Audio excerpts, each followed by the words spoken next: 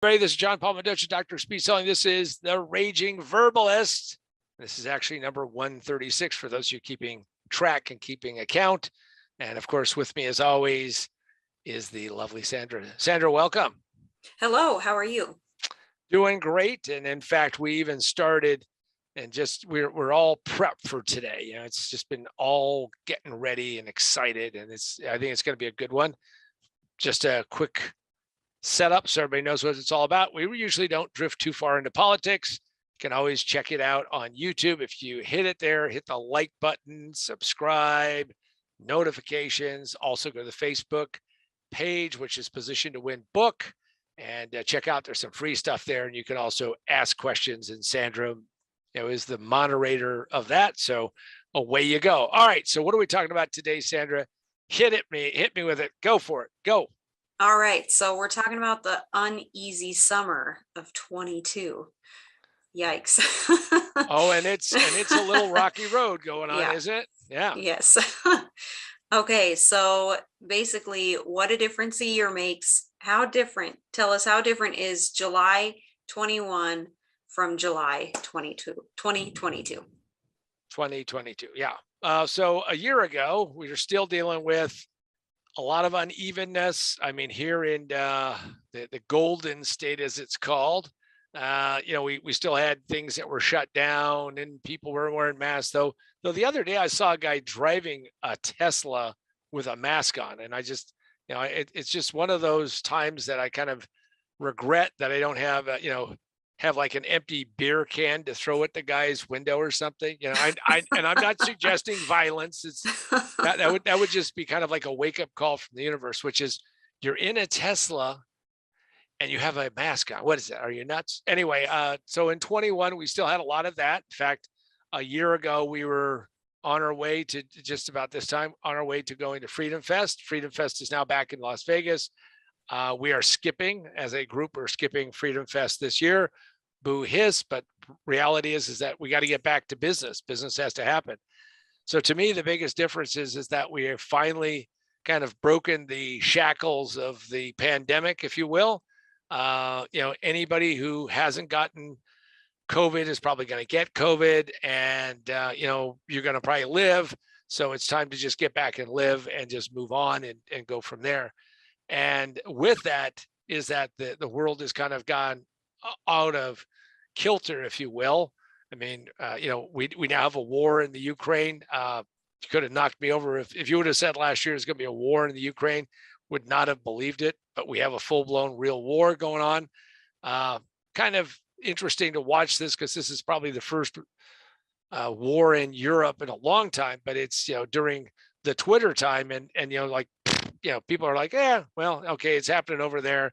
It was exciting for a while. Now we move on to other things. So to me, the difference between 21 and 22 is that it looks like we are on a runaway roller coaster ride with all kinds of crazy going on left and right. That's what I see. And most of my clients on the consulting side are going through lots of unsettling news and unsettling times, to say the least.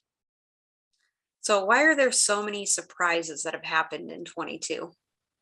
In some ways, it feels like, if you ever take a spring and you kind of, just tighten it and tighten it and tighten it. And then when it recoils, it goes crazy, or, you blow up a balloon and you let it go and it goes, flying around and makes that kind of farty noise until it runs out. It feels like 22 is this is the pent up demand of multiple years of crazy all being released at one point in time. And I think that there's some of that is what's happened. And there's lots of realization of the devastation that's gone on. And what I mean by that is the other day, I was talking to a coaching client. He's going to be in Vegas. I said, well, hey, go to my favorite Italian restaurant, and I knew these people, not knew them, but I mean, I knew them well enough that if I showed up, they would recognize me because I went there so many times. And they didn't make it through the pandemic, didn't make it. And that's kind of sad because it's actually in my book. So if you're reading my book, and we'll be talking about that in a second, but if you're reading this book and you find El Molino, they're gone. They're gone from Caesar's Palace, kaput, gone, history. So I think that it's just there was this whole pent up amount of of crazy going on, and it just has been unleashed and unfurled on us. So what can we do now that we're in the middle of it?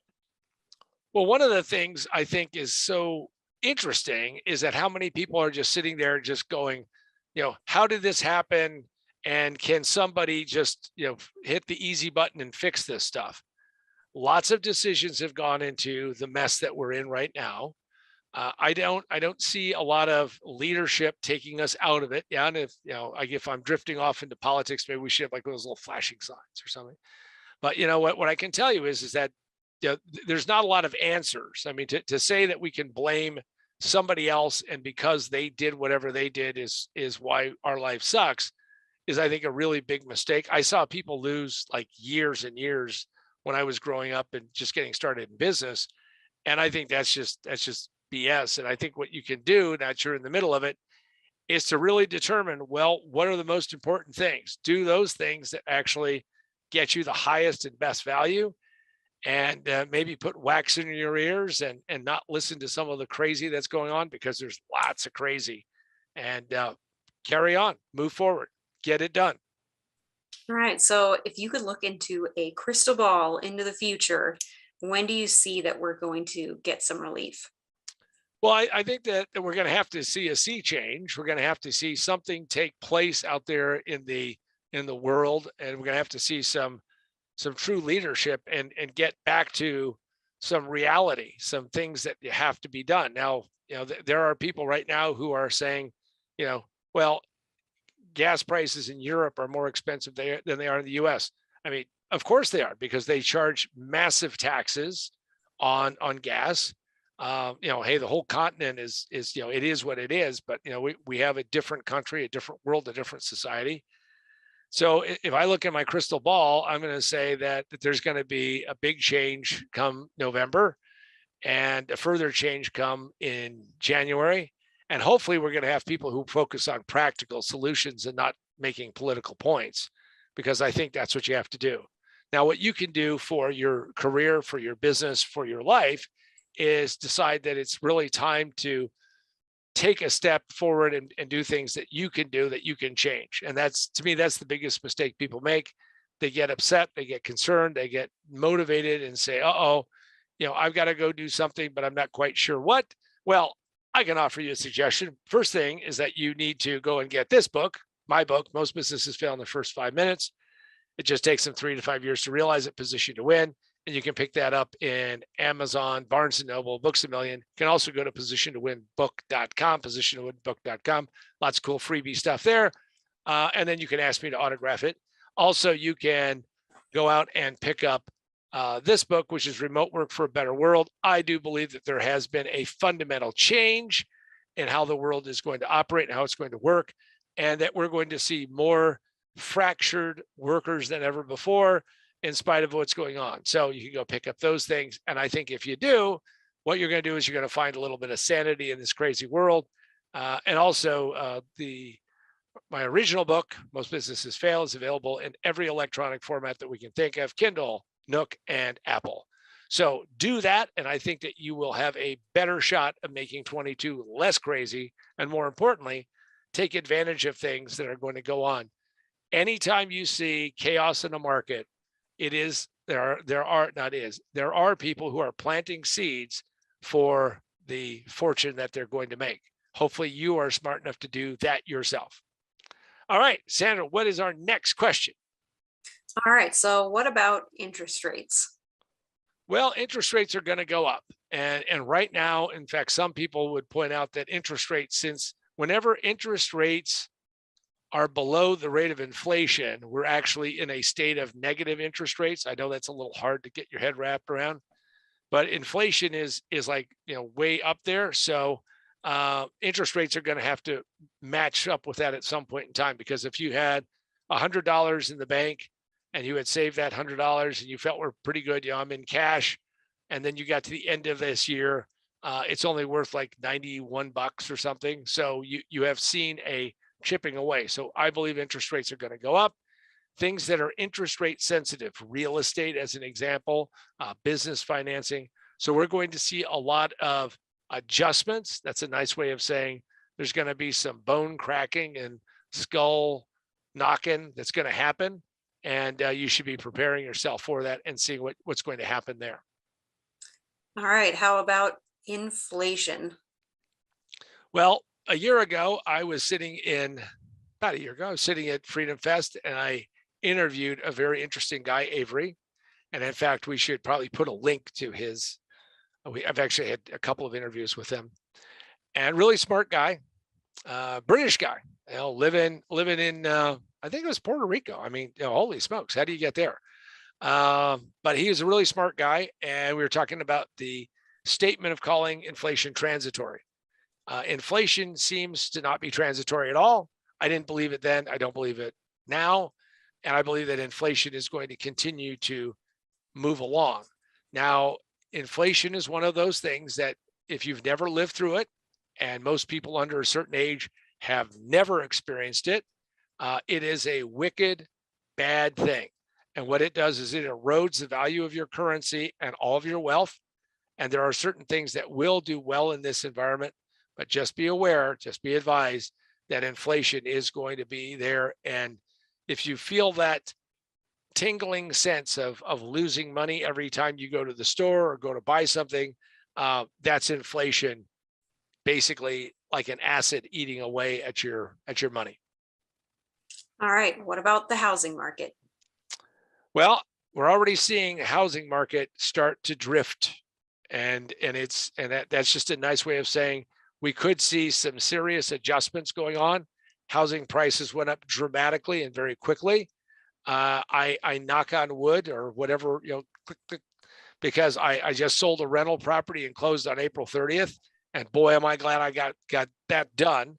Now, didn't do anything with my primary residence. And, I suspect there's going to be some pricing pressures. But literally, I was looking at some houses in Phoenix, and somebody bought this property for $480,000 a year and a half ago. And they were wanting $690,000. So they marked it up $210,000. And guess what? It's not selling. So they just did their third price reduction. We're going to see that, though I don't have a crystal ball on this, but I am studying that. I'm very interested in what's going to happen in that marketplace. Housing is a big part of the economy. And I think you're going to see housing prices moderate. And I think in some places you're going to see them come down. And, by the way, when they come down, you want to put yourself in a position where you can buy, because you want to be able to catch that. Now, nobody knows how far it will go down because nobody knew how far it would go up. All right. And how about the car and vehicle market? This one is kind of surprising because all these car companies like Tesla just missed their delivery numbers for the quarter and got hammered in the stock market. And that's because they're being treated like a car company, and they couldn't ship as many cars as they wanted to.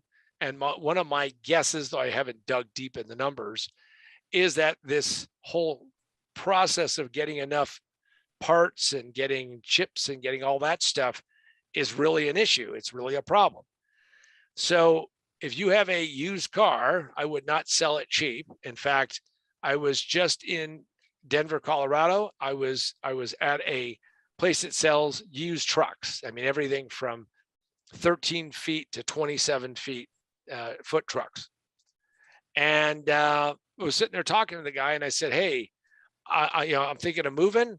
What do you think of the idea? I buy a truck, drive it home, because it's hard to get a truck to get out of California right now. There's a big shortage of them. They are all going out. Very few, in spite of what the governor says, are coming back." So he said, "Well, that's a great idea, because you could buy a truck for like $35,000, $40,000. It's a big truck, by the way. And take that, and load your stuff up and move, and then take as many trips as you need to make, and then like in a year sell it. And you probably get about the same amount of money." He goes, "However, let me show you something. And a truck that used to sell for $35,000 or $40,000 is selling for $78,000 because they cannot get enough new trucks." And he said, "So in this case, if you bought it and paid $78,000, which I'm not going to do," he said, "you will probably lose when the market turns around at least 30 to 40 or 50% of that value and get it back to that natural, $35,000-$40,000 point. So it is the opposite of the housing market. There is a dearth of cars, and both in new and used. In fact, if you don't need to buy a car right now, my suggestion is don't. One of the biggest, most amazing things that people never figure out about cars is that depreciation is the number one cost of owning a car. And that means that usually when people have a significant repair bill, they go, well, I'm not going to spend that because, the car's not going to last. Well, I don't know. I think that there's some pretty interesting things going on in this market, and I do not see this changing until sometime in 24, maybe even 25. And guess what? Going to have to learn how to live with it. All right. So how about the chip shortages? Well, the chip shortage, since I have been around technology since 1982 is when I got into high tech, long time.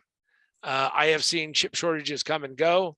This one is really severe. In fact, in one of my businesses, my engineering services business, we are scrambling to find one stinking part, and we are now being offered that part in the secondary market at I don't want to overstate it, 11 times what we had budgeted to pay for it. Maybe a little bit more than that, but it seems like it feels like about 11 times more. And that's a shocking number, because a year ago, when we told our customer we really should stockpile some of these, they're like, no, we're not gonna make that decision, because I remember a year ago, everybody was still in pandemic mode and we could have easily done that. Well, now we're up the creek without the paddle. And so the chip shortage is a real thing. By the way, if you ever see a politician cutting a ribbon saying, we're going to put in a chip factory, everything's going to be, tickety boo, and it's all going to work out, it's going to be all exciting, just say one compound word: bullshit, because it takes years for those things to come online, years for those things to be productive. And by the way, they're not going to be making the chips that are in such severe shortage today, because they're going to build the newest, greatest, latest chips. Nobody goes out and builds the old ones. So we're going to see this chip shortage go on for quite some time.